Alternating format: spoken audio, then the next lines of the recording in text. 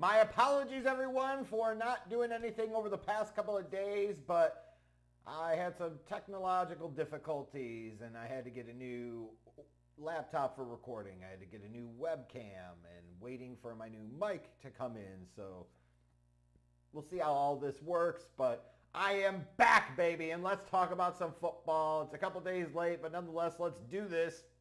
Let's talk about the week that was. Week 7 of the 2023 NFL season. It all started last Thursday night as the Jacksonville Jaguars used 2 touchdown runs from Travis Etienne and a pick 6. They did enough to hold off the Saints 31-24. Secret Bajan Man was adequate, maybe solid in his first start. The Chicago Bears defense had a decent game against a bad Raiders offense. Chicago wins 30-12, second win of the year. Let the quarterback controversy begin. Bears! Oh boy! The Cleveland Browns got 3 rushing touchdowns and 3 field goals of over 54 yards from Dustin Hopkins. They were able to slide past the Colts in a drunk, insane, amazing game, 39-38. Although you have to say, did they really win with the crap that continues to go on with Deshaun Watson? More in a moment. Mac Jones connected on a late touchdown pass with Mike Gesicki, 15 seconds left as a matter of fact, and the Patriots upset the Buffalo Bills 29-25, and that, ladies and gentlemen, is why they play the game. The Giants defense stepped up on Sunday and held down the Commanders offense for 14-7 victory. Oh wait, Sam Howell just took another sack. I'm just saying. Try as they might, and the Falcons sure did everything they could to fuck this game up. Hey, Bijan Robinson isn't feeling well, so he's not going to play until he does get in barely, but then he doesn't play, but he's not on the injury list. Desmond Ridder's going to fumble multiple times. The Falcons tried to fuck this game off. Arthur Smith tried to fuck this game off. Well, they just couldn't do it, right? The Falcons get a 51-yard game-winning field goal from Younghoe Koo and beat the Buccaneers 16-13, put themselves in a pretty good position in the NFC South. Lamar Jackson had a monster day. The Lions never came out of hibernation, and the Ravens steamrolled them in 38-6 in a really impressive performance last week. Puka Nacua had a big day, but the Rams faltered in the fourth. Combination of different factors. Yikes. The Steelers win 24-17. The Cardinals offense struggled to do much, and Kenneth Walker goes over 100 yards. Geno Smith throws a couple touchdown passes. Seahawks win 20-10. Jordan Love with the terrible, and I want to emphasize again, terrible pick late, allowing the Broncos to steal the win 19-17. And yeah, that game was about as ugly to watch as you might expect. Travis Kelce and Patrick Mahomes were untouchable late Sunday afternoon. Justin Herbert wishes he was invisible. The Chiefs win 31-17. And you're sitting there saying, did you just throw in some Taylor Swift song references? Yes, I did. Does that mean that you listen to Taylor Swift? Oh, good God, no.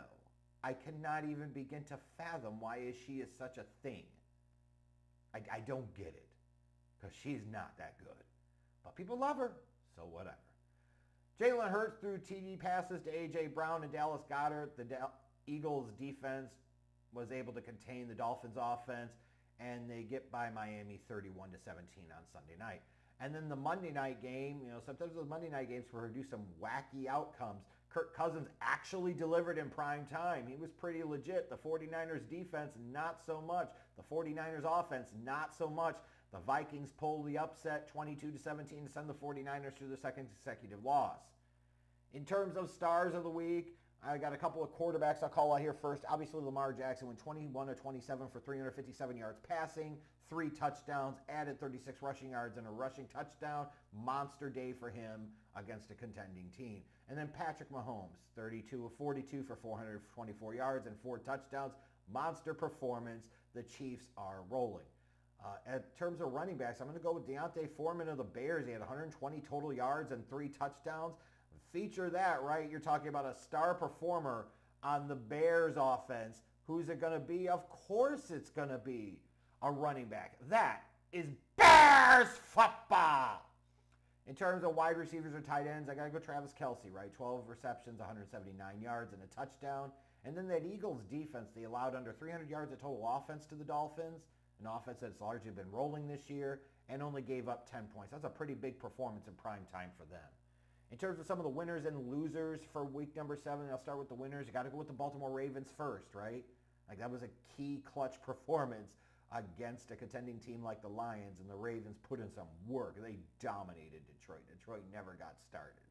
Then you look at the Atlanta Falcons. Much as they tried to lose, they're sitting in a pretty good spot right now in that NFC South. They seem to be the favorites, even though you look at them and you say, oh, God. That's all you could say. And then the Philadelphia Eagles. Like, you beat a potentially contending team in the Miami Dolphins and did it in relatively comfortable fashion on Sunday night. You know, coming off of that loss last week to the Jets, that was a good bounce-back performance against the Dolphins in prime time. In terms of the biggest losers, in my estimation, in Week 7, I'll start with the Buffalo Bills. You can't lose in that fashion, in that way to the Patriots. The Patriots have been a shit show this year. You just can't do that. The Green Bay Packers, yikes, right? Like, you have to win that game against the Broncos. To basically lose to the Raiders and then come back and lose to the Broncos, not good. Jordan Love, when it mattered, not good. And then the San Francisco 49ers. Like, this is a team that a few weeks ago you're thinking about, like, man, this feels like a freight train rolling down the tracks. And all of a sudden, for a team that's so star dependent, you don't have a Debo, Christian McCaffrey fumbles, like, the shit starts to catch up to you a little bit, and now they've lost 2 games in a row. You couldn't lose to the Vikings in that spot. You just couldn't.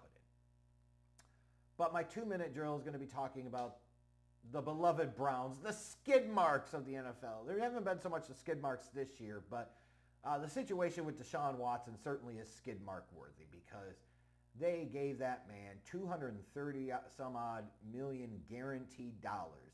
And apparently this guy only is half interested in playing football right now. He hits his head early in the first quarter on Sunday. He clears concussion protocol. He can come back in. He just apparently chooses not to. And it feels like he's choosing his spot in terms of what games he wants to play. Like, this is a really bad spot for Cleveland, right? Because their defense is certainly playoff worthy. And you look at some of that offense and you say, hey, they're not terrible, right? But then they've got a D-bag quarterback who not only is a D-bag as a person off the field, but apparently now is a D-bag as a football player. He don't want to fucking do it. Like, you could say for the skid marks that this is karma coming to collect, and perhaps it is, and I could certainly say, you know what, maybe it is, and they deserve it. But holy shit, man, this dude just does not care right now. He does not care about football. He does not want to play football. Injuries my ass. And it leaves the Browns in this really tough spot of their own doing, mind you. You gave up years worth of premium draft pick capital and a shit ton of money to a guy that you still are on the hook for all of this guaranteed money. What happens if this dude continues to act like he doesn't want to be fucking bothered with playing in the National Football League? There will be no happy ending for anybody involved with skid marks football.